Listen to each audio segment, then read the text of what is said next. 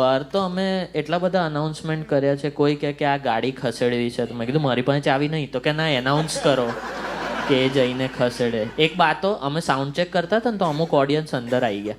તો સીટ રોકવા માટે અગર જૂના વિચારવાળો હોય તો રૂમાલ મૂકે કે ચિઠ્ઠી મૂકે. એ બા ઓઢણી મૂકી ગયા 4 સીટ પર.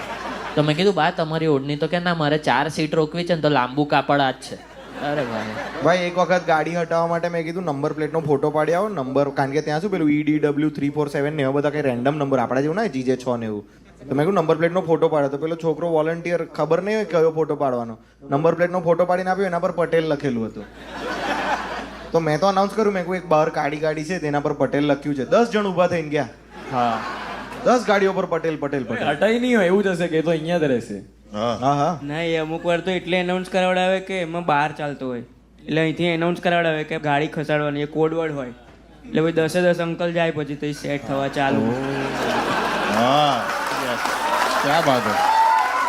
એક વાર તો મનનભાઈને શોમાં નતા જવા દેતા.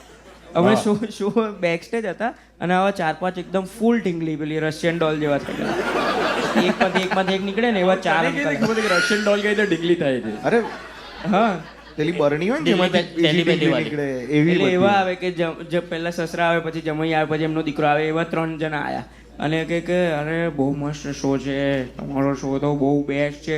મનભાઈ કે તમે જો, ના આપણે તો અહીં સેટ છે. અને અડધો શો પતી ગયેલો મનનભાઈ છેલ્લે જવાના. હા, મેં કીધું કે હું હવે જઉં છું સ્ટેજ પર. આવીએ તમે ચાલુ કરો, અમે આવીએ છીએ. ભાઈ એક શોમાં તો એટલા ટાઈટ હતા કે હું જતો હતો ને, મેં કીધું સર શો સ્ટાર્ટ થઈ ગયો. તો કે અરે બેસને હવે, તો કોઈ બડબડ કર્યા કરે. મેં કીધું એ હું જ હતો. મારી જ સામે મારી જ બીચિંગ ભાઈ. મેં